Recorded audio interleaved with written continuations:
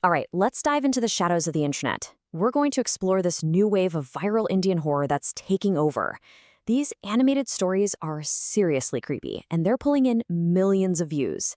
But what exactly is the secret sauce? What makes them so good at getting under our skin? Let's break it down. So, what is the formula for real modern terror? Is it just a cheap jump scare? Some kind of crazy monster design? Or is it something deeper? Something that sticks with you long after you've clicked away? That's the question we're going to try to answer today. And to do that, we're going to tear apart two fantastic stories from the YouTube channel Scary Pumpkin. The first is called Bhoot Badaha, which is all about a possession, and the second is Duma Speech, a classic haunted place story.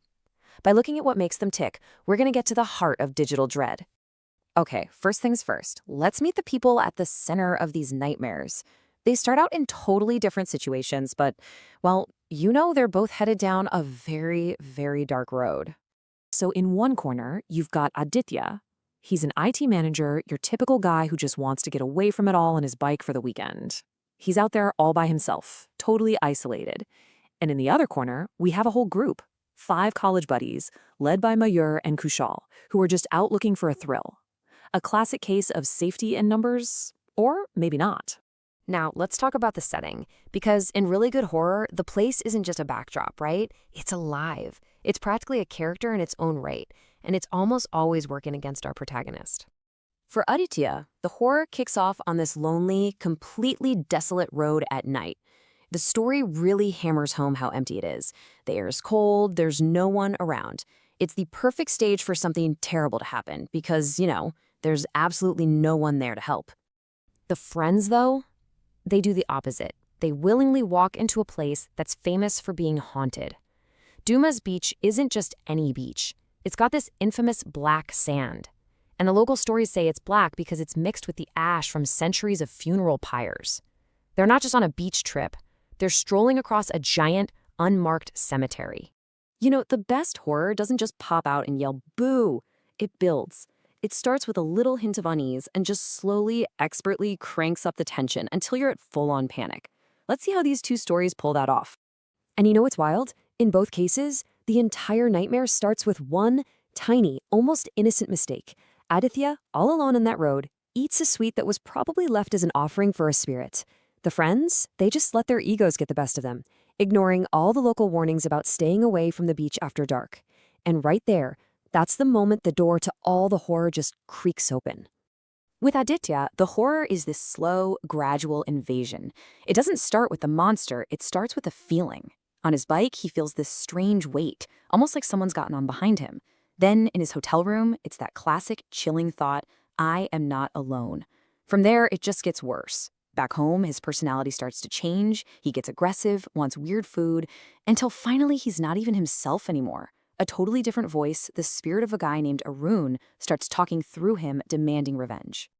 The Friends story is like a what not to do guide for a horror movie. Seriously, it's a series of terrible decisions. Step 1, they blow off all the warnings. Step 2, they leave the safe, crowded part of the beach and wander off into the empty, silent part. Step 3, the cardinal sin, they split up. And then the nail in the coffin. They just lose track of time and let the sun go down, trapping them in the one place everyone told them not to be. All right, let's get to the climax. This is where these two stories go in completely different directions, and they show us two very distinct flavors of evil. One is an evil that's understood, something from folklore. The other is just terrifying, chaotic, and completely unknown. So what's happening to Aditya actually has a name. It's called Bhoot Bada. It's a known thing in Indian folklore, a spirit possession. And here's why that's so important, because it has a name, it has a history, it has rules. And that means it has a weakness. It gives the characters a fighting chance. And that leads to a clear plan of attack.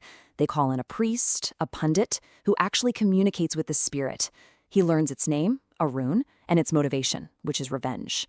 Then they perform this elaborate ritual. There's a sacred fire, and they create this clever trap, an effigy of the killer made out of raw meat. It's like a supernatural chess game, and they're playing by ancient rules to win. But at Duma Speech, forget about rules. There are no rules. There's no priest to call, no ritual to perform, no understanding of what's happening. The horror here is just pure, overwhelming chaos. You can't fight it. All you can do is run for your life. And what the friends face is just an absolute assault on every one of their senses. They hear phantom voices whispering their names. They hear the voice of one of their dead grandmas, which is just next level terrifying. They smell burning wood, like a funeral pyre is right next to them. They see things, a ghost funeral procession, phantom dogs chasing them. And then, this giant, shining figure rises out of the ocean. It's just a relentless, sanity-shattering attack. So, what happens to the people who actually make it out alive? This, for me, is the most disturbing part of both of these stories. Because, as we're about to see, escaping the monster doesn't mean you've actually escaped the horror. Just look at this breakdown of what happens. Aditya's body is saved, yes, the spirit is gone, but his mind is completely broken. He's left in this silent, staring state, and he's now terrified of fire, the very thing that was used to save him. As for Meher and Kushal, they physically got off the beach, but they are deeply, deeply traumatized. Meher now wakes up screaming at night if he even smells burning wood. They never really left that beach. And that's really the true horror here, isn't it? It's not about death. It's about a fate that's arguably much worse. It's about being forced to live the rest of your life with a piece of that nightmare permanently stuck in your head. The body walks away, but the mind is wounded forever. And that's the question I want to leave you with. What's the thing that really terrifies us? Is it the ghost lurking in the dark? Or is it the permanent scar it leaves on your soul long after it's gone? Something to think about. Thanks for joining me for this one.